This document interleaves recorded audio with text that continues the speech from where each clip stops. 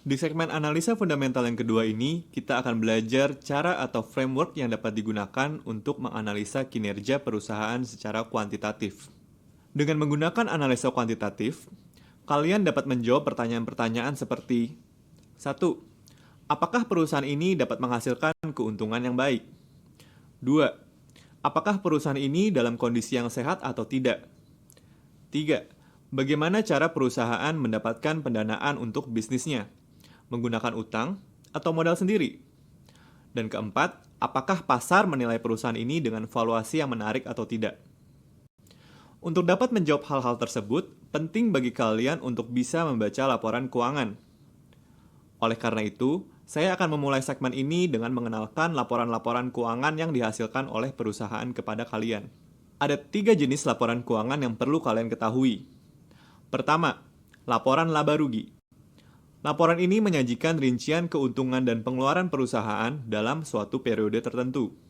Misalnya, laporan laba rugi perusahaan BCA pada tahun 2020 akan menggambarkan pendapatan dan pengeluaran perusahaan selama 1 tahun atau selama tahun 2020. Laporan yang kedua adalah laporan neraca. Laporan ini akan menyajikan rincian aset, liabilitas, dan ekuitas atau modal perusahaan di satu titik waktu tertentu. Misalnya neraca perusahaan BCA pada tanggal 31 Desember 2020 hanya akan menggambarkan kondisi aset, liabilitas, dan modal Bank BCA per tanggal 31 Desember 2020 saja. Dan yang ketiga atau yang terakhir ada laporan arus kas. Laporan kas pada umumnya terbagi ke dalam 3 bagian besar: arus kas operasional, arus kas investasi, dan arus kas pendanaan. Dalam laporan arus kas, kita dapat menganalisa dari mana kas yang diterima oleh perusahaan itu datang, dan kemana saja kas itu digunakan oleh suatu perusahaan. Untuk menganalisa sebuah laporan keuangan, kita akan menggunakan rasio-rasio finansial untuk melihat dan membandingkan kinerja dan kondisi keuangan suatu perusahaan. Saya akan membagi rasio-rasio finansial ini ke dalam 5 kelompok besar: rasio profitabilitas, rasio solvabilitas, rasio likuiditas, rasio aktivitas, dan yang terakhir rasio valuasi. Mari kita pelajari bersama kelima kelompok rasio-rasio finansial ini secara perlahan. Pertama, rasio profitabilitas. Melalui rasio profitabilitas, kita dapat mengidentifikasi perusahaan mana yang memiliki tingkat keuntungan yang baik. Jelas, kita sebagai investor tentunya tidak mau membeli perusahaan yang rugi dan tidak memiliki prospek yang baik. Nah, di sini saya akan membagikan 3 rasio profitabilitas yang dapat kita gunakan. Pertama, profit margin. Profit margin menggambarkan seberapa besar keuntungan bersih yang didapatkan oleh perusahaan dibandingkan pendapatannya. Sebuah perusahaan yang memiliki keuntungan yang besar bisa saja tidak memiliki laba karena banyak biaya-biaya yang perlu dikeluarkan. Semakin besar rasio profit margin, semakin besar laba yang dapat dihasilkan oleh perusahaan. Rasio kedua yang akan saya sharingkan di sini adalah EPS atau earnings per share. EPS mengukur keuntungan yang dihasilkan oleh perusahaan setiap lembar sahamnya. Semakin besar, semakin baik. Dan ada rasio yang ketiga namanya ROE atau Return on Equity. ROE bisa didapatkan dengan membagi keuntungan perusahaan dengan modal saham. Rasio ini mengukur sejauh mana kemampuan perusahaan dalam menghasilkan laba bersih bagi para investornya. Di sini saya akan mengambil contoh sektor properti di Indonesia. Ada Pakuwon, ada Citraland, ada Summarecon, dan ada Agung Podomoro. Dari segi profit margin dapat kita lihat bahwa Pakuwon memiliki keunggulan profitabilitas yang paling baik. Di sini bisa kita lihat net profit marginnya Pakuwon sebesar 11% dan memiliki ROE sebesar 8%.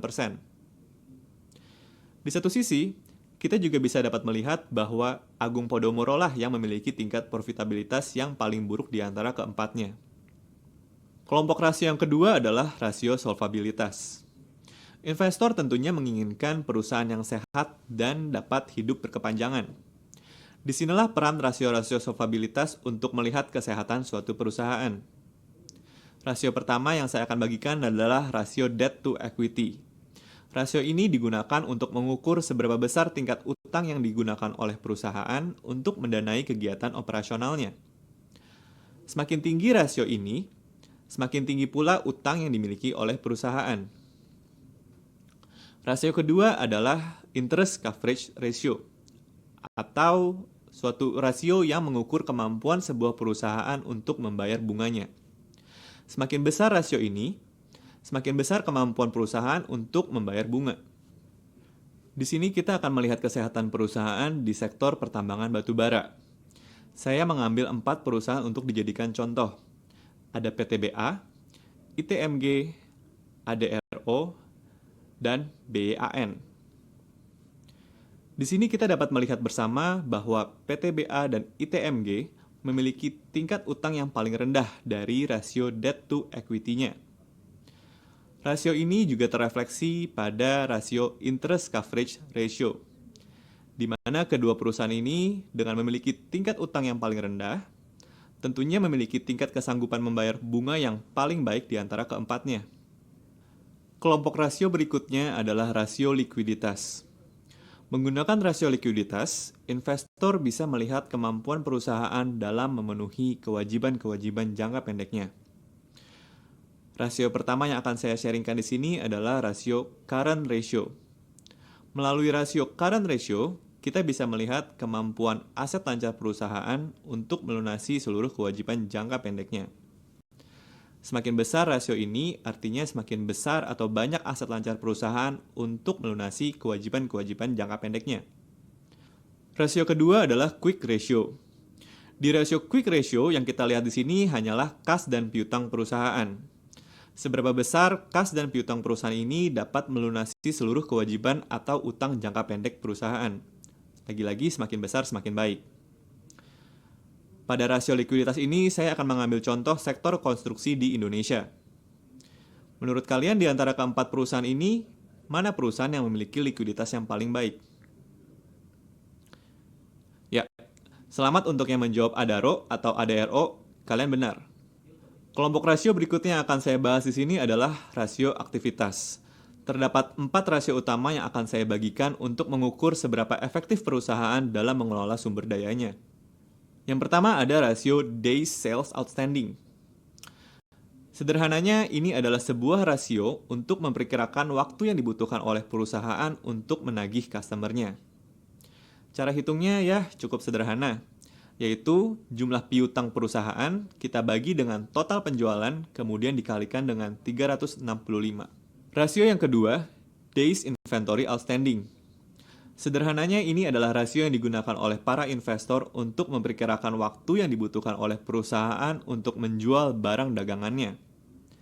Cara hitungnya mirip. Kita akan membagi rata-rata inventory atau jumlah persediaan barang dagangan perusahaan dengan harga pokok penjualan dikali 365. Rasio yang ketiga ada yang namanya Days Payable Outstanding. Nah, kalau rasio ini kita akan mengukur perkiraan waktu yang dibutuhkan oleh perusahaan untuk membayar tagihannya. Rasio ini bisa didapatkan dengan membagi jumlah utang usaha perusahaan dengan harga pokok penjualan dikalikan dengan 365. Setelah kita mendapatkan ketiga rasio tersebut, sekarang kita akan memiliki gambaran yang lebih menyeluruh atas perputaran kas perusahaan. Kita sekarang dapat menghitung apa yang dinamai dengan Cash Conversion Cycle. Cash Conversion Cycle atau siklus konversi kas menggambarkan waktu yang diperlukan oleh perusahaan dalam mengubah investasi dalam persediaan barang dagangnya menjadi uang. Cash Conversion Cycle dapat dihitung dengan menjumlahkan Days Inventory Outstanding dengan Days Sales Outstanding, kemudian dikurangi dengan Days Payable Outstanding. Setelah mendapatkan gambaran menyeluruh atas kinerja dan kondisi perusahaan, investor selanjutnya akan melirik rasio-rasio valuasi. Melalui rasio valuasi, kita dapat mengetahui apakah harga pasar saat ini termasuk mahal atau murah. Untuk membantu mengidentifikasi perusahaan dengan valuasi atau harga yang menarik, para investor juga dapat membandingkan valuasi satu perusahaan dengan perusahaan lainnya di dalam satu sektor yang sejenis. Oke, sekarang saya akan membagikan beberapa rasio yang sering digunakan oleh para investor untuk melihat apakah suatu saham itu harganya menarik atau tidak. Yang pertama ada PE ratio. Indikator valuasi yang satu ini paling sering digunakan dengan cara membagi harga suatu saham perusahaan dengan EPS-nya, atau laba bersih per lembar saham. Semakin tinggi rasio ini, semakin mahal valuasi sebuah perusahaan. Rasio kedua yang sering digunakan juga adalah PB ratio. PB ratio atau price to book value ratio dapat didapatkan dengan membagi harga saham suatu perusahaan dengan nilai bukunya. Sama dengan PE ratio, semakin tinggi price to book value ratio ini, semakin mahal valuasi sebuah perusahaan. Yang ketiga, saya akan membagikan tools yang akan sangat berguna bagi kalian untuk mengetahui apakah saham ini mahal atau murah, namanya valuation band. Melalui valuation band, kalian dapat mengetahui apakah saham ini sudah dalam keadaan murah atau mahal berdasarkan PE atau PBV-nya di masa lalu. Untuk studi kasusnya, saya akan mengambil contoh sektor konstruksi di Indonesia. Di sini ada PTPP, WSKT, Wika, dan ADI. Jika dilihat dari PE ratio-nya, keempat rasio perusahaan ini ada di kisaran 20-30. Berdasarkan PE ratio-nya, bisa kita lihat bahwa PTPP memiliki rasio valuasi PE ratio yang paling mahal, sedangkan WSKT rasio PE ratio-nya sendiri minus karena perusahaan ini sedang rugi berdasarkan laporan keuangan yang terakhir. Untuk contoh yang kedua, saya mengambil PBV valuation band milik BCA yang saya akses per Januari 2021. Di sini kalian bisa lihat bahwa berdasarkan 5 tahun terakhir, rasio PBV valuation BCA ada di kisaran 4 kali book value-nya. Per Januari 2021, kalian juga bisa lihat di sini bahwa saat ini BCA sedang dihargai 5 kali nilai bukunya. Berdasarkan hal ini, kalian bisa melihat bahwa dengan rata-rata 4 kali dan saat ini dihargai di 5 kali, valuasi BCA per Januari 2021 sebenarnya termasuk cukup mahal bila dibandingkan dengan masa lalunya. Yang ketiga, saya akan mengambil contoh PE ratio valuation band milik ICBP. Data ini juga saya akses per Januari 2021. Bila dilihat dari PE ratio rata-rata 5 tahun terakhirnya, ICBP biasanya dihargai di rasio 26,5. Per Januari 2021, di sini kita bisa lihat bahwa saat ini pasar menghargai ICBP di harga 21,8. Dilihat dari rata-rata 5 tahun terakhir, memang bisa disimpulkan kalau berdasarkan grafik ini, valuasi ICBP termasuk cukup relatif murah. Baik, coba saya rekap sedikit ya. Pada segmen ini kita telah membagikan 5 jenis kelompok rasio-rasio finansial. Kelima rasio finansial ini dapat dihitung melalui data-data yang terdapat pada 3 jenis laporan keuangan perusahaan. Ada laporan laba rugi, laporan neraca, dan ada laporan arus kas. Bagaimana? Ternyata banyak ya yang perlu diperhatikan dalam menganalisa kinerja atau kondisi sebuah perusahaan. Sekian untuk segmen analisa fundamental kuantitatif.